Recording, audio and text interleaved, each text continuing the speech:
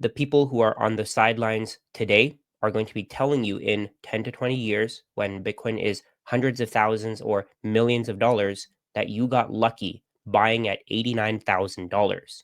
Don't let them tell you you got lucky. In reality, what you did was you embraced the volatility. You dealt with the pain that comes with owning an asset like Bitcoin with the 30, 40, 50% drawdowns that we see in just a couple months' time.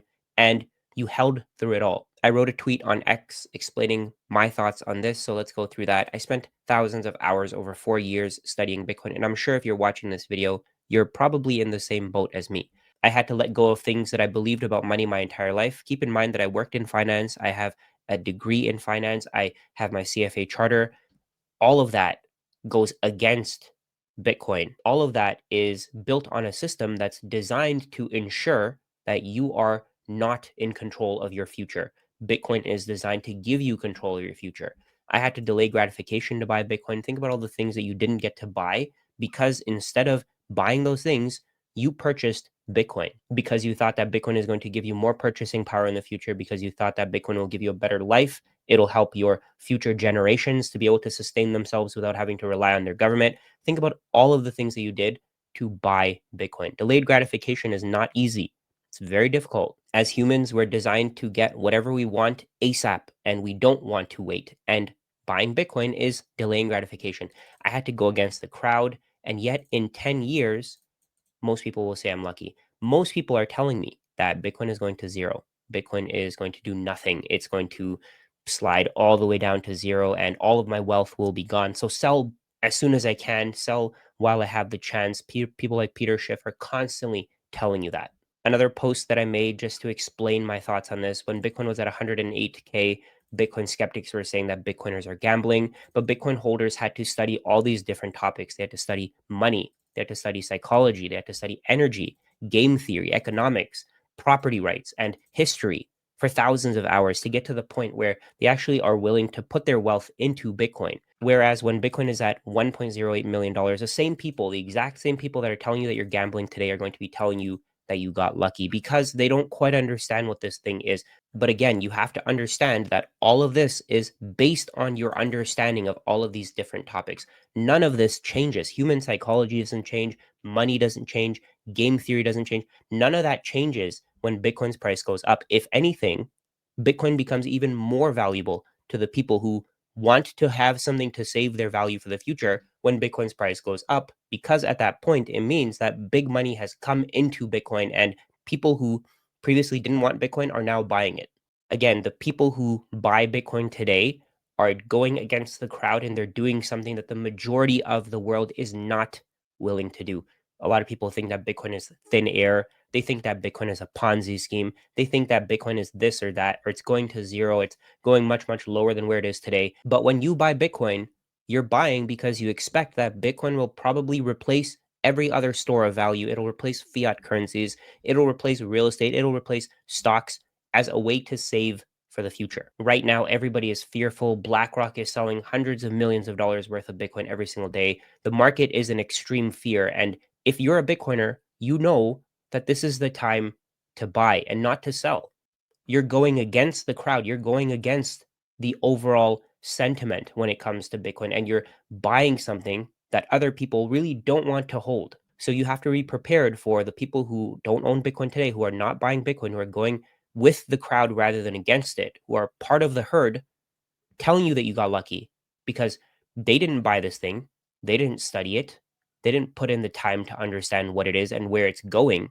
So they're just going to discredit all of your knowledge and all of the work that you put in to understand this thing. This is the way that crowds work. This is the way that human psychology works. People will discredit everything you've done if they haven't done it because they think that it's easy. The only thing that the majority of people are going to see in a few years is that the price is going straight up. These bumps along the way aren't even going to be visible because the price is going to be so much higher than where it is today. Just like if you were to zoom in, I'll show you exactly what I mean here.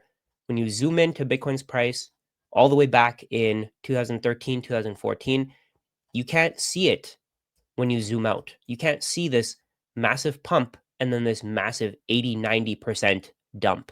In 10 years, When people are looking at Bitcoin's chart, they're not going to see the volatility that we're going through today. They're going to tell you that it was easy going through the volatility rather than giving you credit where credit is due. I think that we're lucky that the world doesn't see Bitcoin the way that we do yet, because if they did, the price wouldn't be where it is today. It wouldn't be $89,000.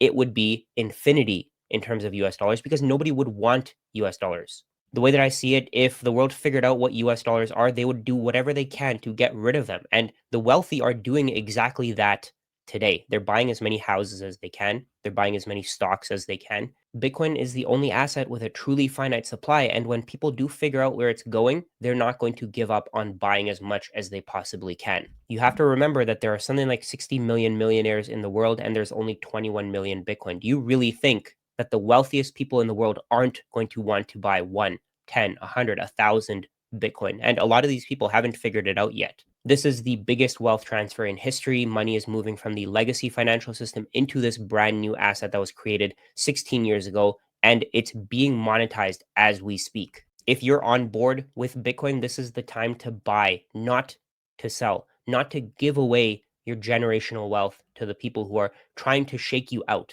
Something that I noticed is that when BlackRock sells Bitcoin from their Bitcoin ETF, they sell it on Coinbase and they dump it on the market.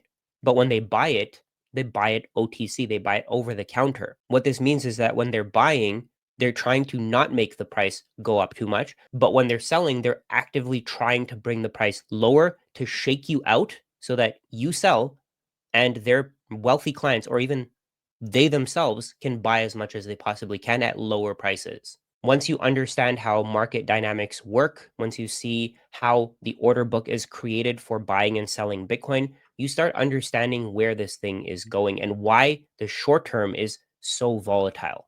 You can see here that the current price is determined by a very, very small amount of Bitcoin compared to the higher and higher or lower and lower prices. So right now you could see there was something like 4 or 5 Bitcoin available at the current price to be bought or sold.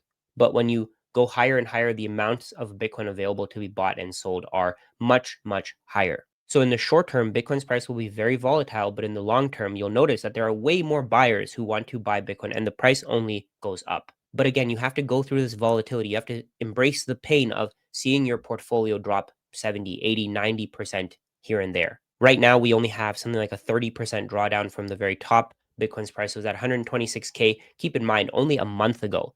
And at that time, people were very, very greedy. They wanted to buy as much as they could. And today, when Bitcoin's price is much lower and they should be buying, and it becomes much easier for people to get to 0.1 Bitcoin to 1 Bitcoin to 10 Bitcoin, whatever their goal is, when it's easier, people are selling. Investor psychology is absolutely insane. I don't know what's going to happen in the short term. For all we know, we could go all the way down to like 50, 40, 30K, but nobody really knows what's going to happen. All I know is that over the long term, we're going to be much, much higher than where we are today. If you found value in this video and you want to learn more from me, you can watch this video right here where I'll explain to you how much Bitcoin you need to retire today. Keep in mind that since the price has gone down, it's easier to achieve these numbers than it was when I actually made the video in the first place.